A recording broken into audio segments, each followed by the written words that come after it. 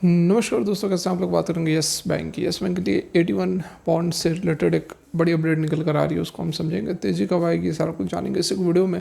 Request रहेगी, video अच्छी लगे लाइक करें, मोटिवेट करें, तभी हम कंटिन्यू कर पाएंगे इस तरह की वीडियोज़ आप लोगों के लिए। चैनल को सब्सक्राइब कर ले, यदि फर्स्ट विजिट कर रहे हैं तो ज़रूर से ज़रूर चैनल को सब्सक्राइब कर लें जेन्युइन इन्फॉर्मेशन सबसे पहले पाने के लिए।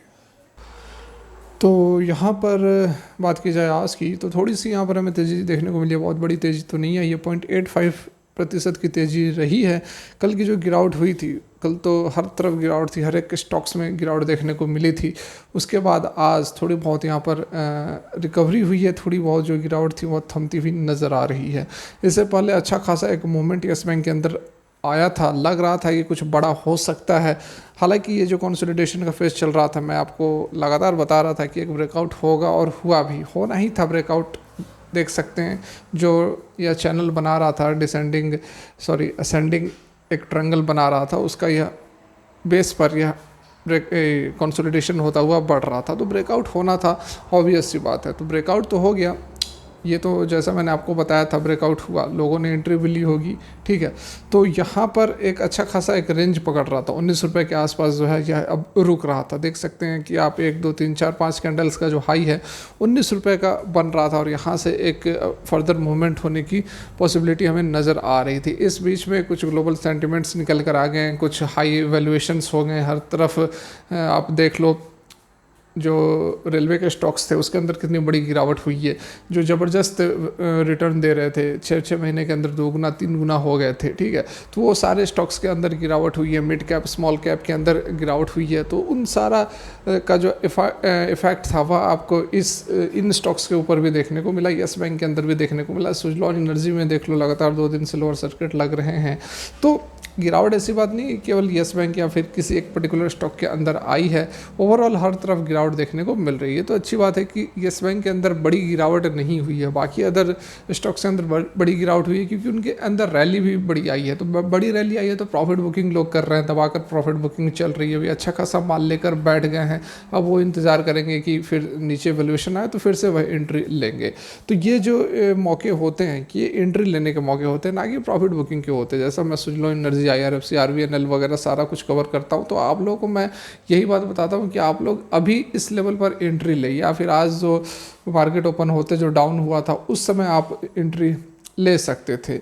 यस बैंक में भी बढ़िया कामकाज चल रहा था, बस थोड़ी सी यहाँ पर फिर से गिरावट आ गई, और फिर से हालांकि इस रेंज को तो नहीं पकड़ा इसने। अच्छी बात रही कि यह 17 रुपये, जो 10-15 पैसे 30 पैसे तक का ये जो पूरा का पूरा रेंज था, इसको इसने नहीं पकड़ा, उसके ऊपर ऊपर ही यह मूव कर रहा है। तो फिर से यहाँ पर एक 19 रुपये के लेवल को यह टच करेगी, और 19 रुपये के लेवल को टच करने के बाद ही जो है फर्दर हमें ऊपर की ओर एक मूवमेंट देखने को मिल सकती है। तो यहाँ पर कब यह जो तेज़ी है वह हमें यस बैंक के अंदर देखने को मिलेगी। तो देखिए, यस बैंक का जो सिस्टम है ना, ये आपको वेट करवा रहा है, ये आपको आपके पैसेंस को टेस्ट कर रहा है।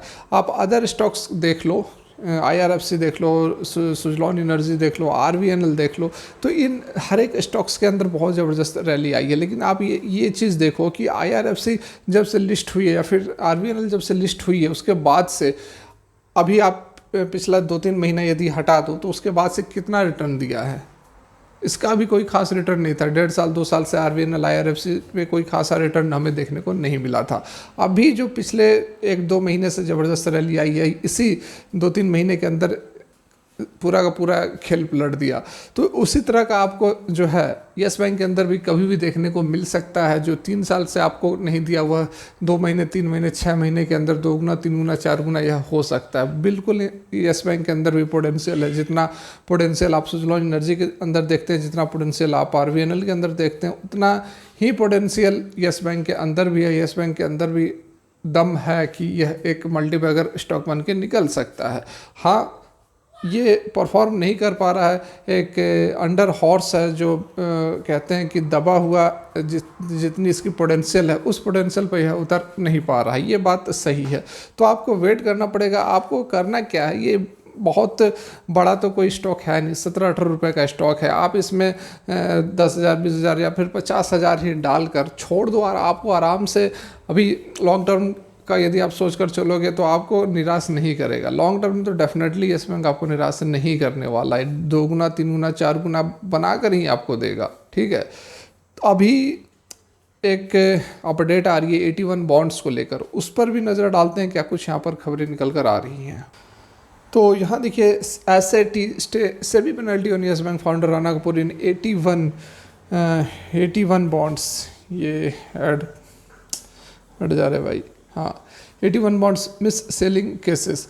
तो यहाँ पर देखिए राणा कपूर के लिए थोड़ी सी यहाँ पर राहत की बात हो सकती है, क्योंकि सिक्योरिटीज अपीलेट ट्रिब्यूनल ने एक स्टे लगाया है जो सेबी का ऑर्डर आया था, जिसमें कि येस बैंक के फाउंडर राणा कपूर को 2 करोड़ का पेनल्टी लगाया गया था। ठीक है, तो उसमें सेट जो कि सिक्योरिटीज अपीलेट ट्रिब्यूनल है, उन्होंने कहा कि ये जो पनिशमेंट लगाया गया है वह हार्श और डिसप्रोपोर्शनेट है और इसलिए मस्ट बी स्टेड। ठीक है, तो ट्रिब्यूनल डायरेक्टर जो है कपूर, उनको डिपॉजिट करना है, सॉरी ट्रिब्यूनल डायरेक्टर ने, ट्रिब्यूनल डायरेक्टेड कपूर को डायरेक्ट किया है कि 50 लाख आपको डिपॉजिट करना है 60 दिन के अंदर अंदर from the date of the order as part of the penalty. However the values will not be recovered during the penalty of the appeal. देखिए, इंटरिम रिलीफ कम्स आया है कब, light of the demand notice जो कि issue किया गया था securities exchange board of India की तरफ से कपूर को जुलाई 25 को वार्न किया गया था कि अरेस्ट भी हो सकता है और एसेट्स को भी अटैच किया जा सकता है यदि आप पेमेंट नहीं करते हैं इंटरेस्ट के साथ साथ। The tribunal had earlier stayed an order against Yes Bank in the same case. सितंबर 2022 में मार्केट रेगुलेटर ने 2 करोड़ का पेनाल्टी लगाया था 81 बॉन्ड के केस में, जिसमें कि कहा था कि येस बैंक के जो है वह फेल रहा है इन्फॉर्म करने के लिए अपने इन्वेस्टर्स को कि क्या कुछ रिस्क इन्वॉल्व है 81 बॉन्ड्स को लेकर, जो कि सोल्ड किया गया था 2016 से 2019 के बीच में। कपूर हुआ जो कि देख रहे थे overseeing the entire operation, made constant efforts to increase sales, और लगातार प्रयास कर रहे थे और अपने सहकर्मियों पर प्रेशर बना रहे थे कि इसकी सेल्स को बढ़ाया जाए। Making him responsible for market manipulation by down playing the risk, क्या कुछ यहाँ पर रिस्क एसोसिएटेड 81 बॉन्ड्स में, उसको छिपाकर ये सारे जो बॉन्ड्स हैं वह बेचे गए थे। तो देखिए, ये ऑलरेडी जो केस है सुप्रीम कोर्ट में चल रहा है 81 बॉन्ड्स को लेकर, अभी फाइनल इसके डिसीजन आए नहीं है, और इसके जो डिसीजन आएंगे तो इसका भी एक निगेटिव इम्पैक्ट हमें येस बैंक के ऊपर देखने को मिल सकता है, क्योंकि 8,000 करोड़ का पूरा मामला है, 8,500 करोड़ का, और ये जो 8,500 करोड़ रुपए हैं वो सुप्रीम कोर्ट है, तो ऑब्वियस सी बात है ये आपको फेवर में देगा। रिटेल इन्वेस्टर जो 81 बॉन्ड होल्डर्स हैं उनके फेवर में ही देना चाहिए, क्योंकि जनता की भलाई की ही यहाँ पर सुप्रीम कोर्ट वगैरह जो भी न्यायालय है वह जनता की बात सुनता है, क्योंकि जनता को यहाँ पर जो है मैनिपुलेट किया गया था, उन्हें मिसगाइड किया गया था, उन्हें जानकारी नहीं दी गई थी कि क्या कुछ रिस्क एसोसिएटेड है। तो जो डिसीज़न है वह फेवर में आना चाहिए, जो भी बॉन्ड होल्डर्स है, ठीक है, उनके फेवर्स में आना चाहिए, और फेवर में आएगा तो क्या होगा, या तो आपको बॉन्ड होल्डर्स को पैसे वापस देने पड़ेंगे, यदि आप पैसे नहीं दोगे तो उसके बदले आपको शेयर येस बैंक के देने पड़ेंगे, और शेयर यदि आप दोगे तो एक्स्ट्रा शेयर आपको उतारने पड़ेंगे, और एक्स्ट्रा शेयर आप उतारोगे 8,500 करोड़, तो आपका जो शेयर कैपिटल है वह डाइल्यूट होगा और उसका इम्पैक्ट बुरा ही पड़ेगा येस बैंक के स्टॉक पर।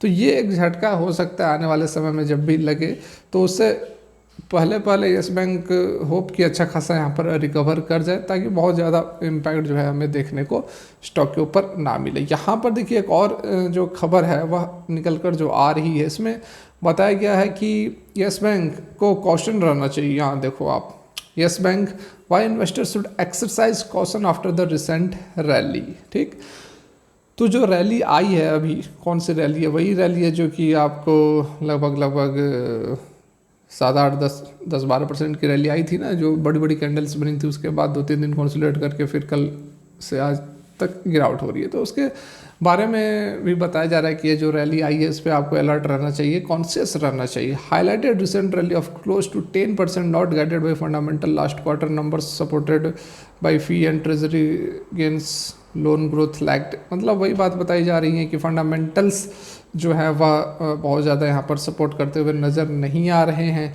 NIM जो है वह कॉन्ट्रैक्ट हुआ है, और headroom for the further decline reported NPA stable but slippage deserve close watch during journey to improve ROA।